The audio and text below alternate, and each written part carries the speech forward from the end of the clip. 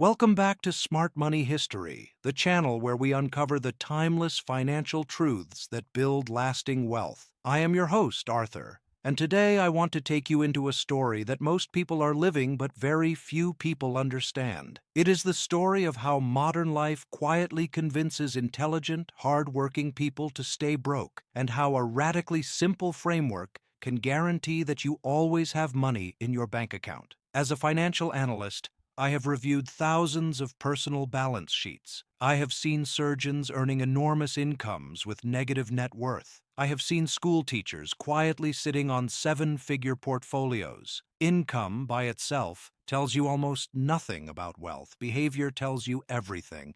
Today, I am going to walk you through 13 minimalist rules that highly successful people use to build quiet, enduring wealth while living simpler, calmer, more focused lives. These rules are not flashy. They will never trend on social media. They do not promise overnight riches. What they do promise is structural stability. They are the financial equivalent of building your house on bedrock instead of sand. The first three rules are your fortress. They protect you from ever going broke. The next 5 rules are your growth engine. They quietly compound your capital over time. And the final rules will permanently alter how you see money, status, and happiness itself. If you stay with me all the way to Rule 13, you will understand why some people making high 6 figures still feel suffocated, while others with modest incomes move through life with calm confidence and deep security. Let us begin with rule number 1. If it requires debt, think twice. Debt is not evil. Debt is a tool, but a tool in the wrong hands is destruction. A mortgage on a home you can comfortably afford can be a rational, strategic decision. A student loan that leads directly to a high-value skill set can be an investment in your earning power. The key word is investment.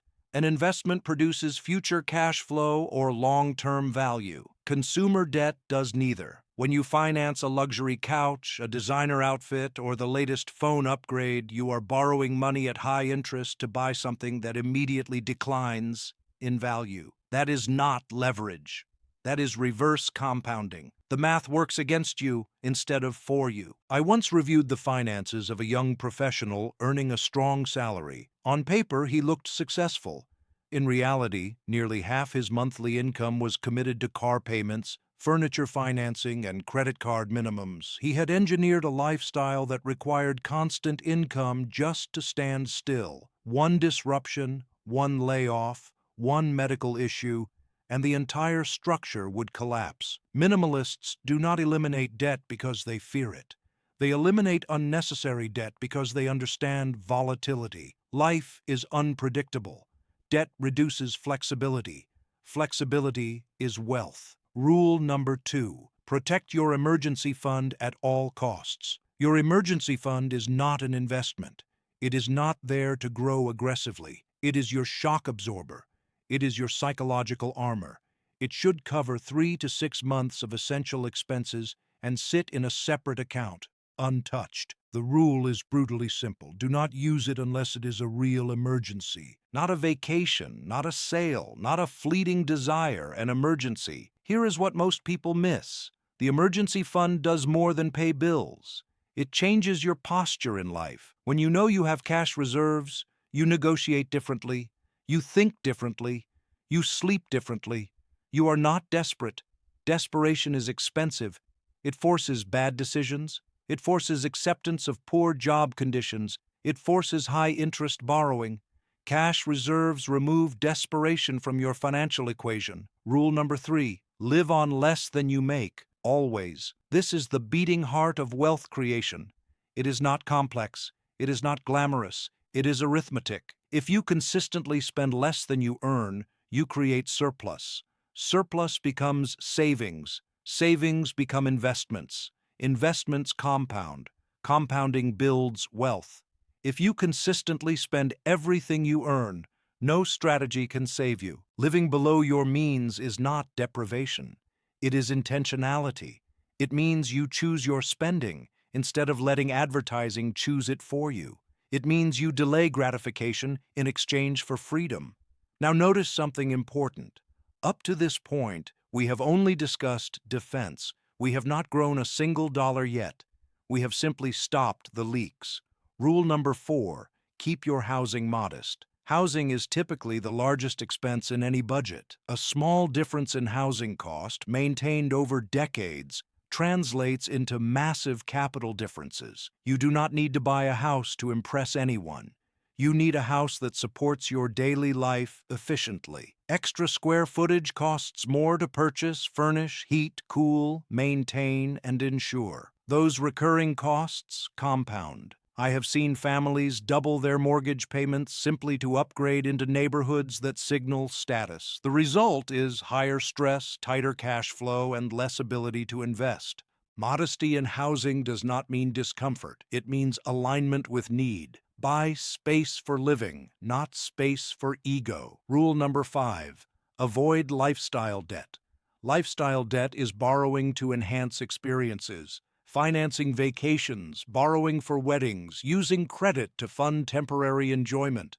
Experiences matter, relationships matter, but debt attached to those moments creates a lingering financial hangover. I once analyzed the finances of a couple who spent 2 years paying off their wedding. By the time they cleared the debt, the memories were warm, but the financial strain had delayed their home purchase and retirement contributions. Minimalists understand a subtle truth. Meaningful experiences rarely scale with spending. A smaller, intentional event surrounded by people you love can be more powerful than an extravagant production funded by borrowed money. Rule number 6, buy used cars. Vehicles are transportation, not investments. New cars experience steep depreciation the moment they leave the dealership. If you finance that depreciation, you compound the loss with interest. A reliable, well-maintained used vehicle can provide years of service at a fraction of the cost. The money saved can be invested, reducing future financial pressure. Car culture is powerful.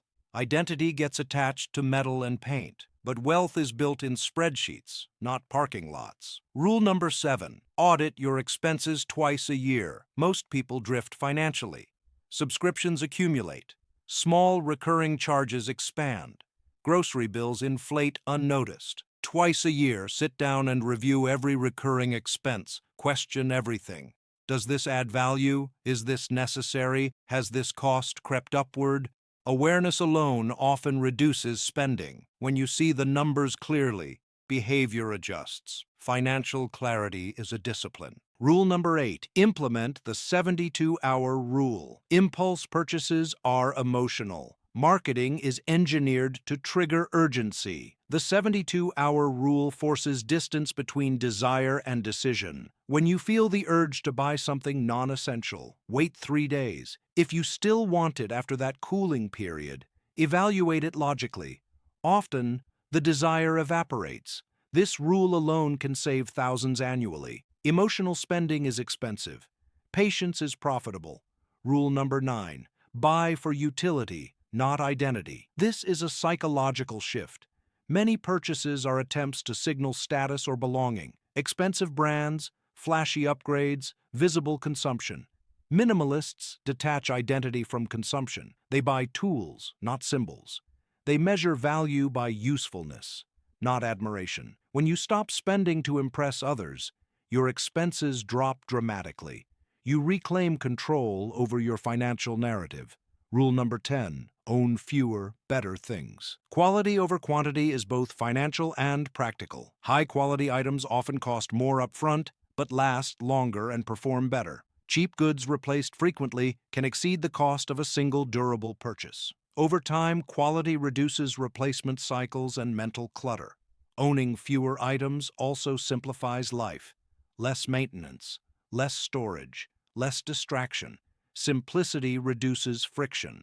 Rule number 11, limit exposure to consumer-driven social media. Your brain adapts to its inputs. Constant exposure to curated lifestyles creates artificial benchmarks. You compare your normal life to someone else's highlight reel. Comparison drives spending. Spending drives stress. Protecting your mental environment protects your finances. Curate what you consume. Surround yourself with ideas that reinforce discipline, not temptation. Rule number 12, design a simple life. complex lives are expensive. Overscheduled calendars, constant upgrades, social obligations driven by appearance rather than connection. A simple life focuses on relationships, health, meaningful work, and steady progress. These areas provide deep returns with relatively low financial cost. When your life structure is simple, your expenses naturally decrease. Satisfaction increases. That is a powerful combination. And finally, rule number 13. Understand that money is a tool, not the goal. This may sound paradoxical on a finance channel, but it is foundational. Money provides security, options, and freedom. Beyond a certain point, more money does not linearly increase happiness. If you chase money without clarity, spending expands to match income. Stress scales. Expectations inflate. When you treat money as a resource to support a meaningful life, you make calmer decisions. You invest patiently.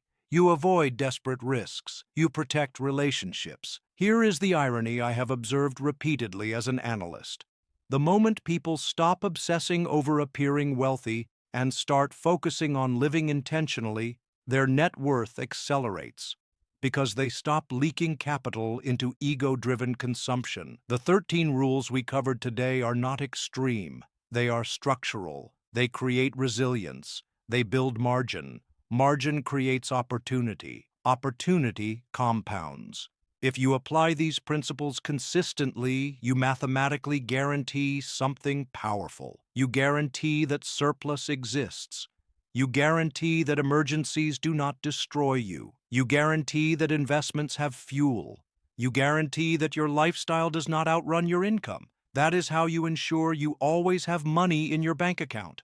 Not through hype, not through speculation, not through chasing trends, through disciplined simplicity. Here at Smart Money History, my mission is not to entertain you with financial theater. It is to equip you with frameworks that work across decades. Wealth is rarely loud. It is quiet. It is methodical. It is patient.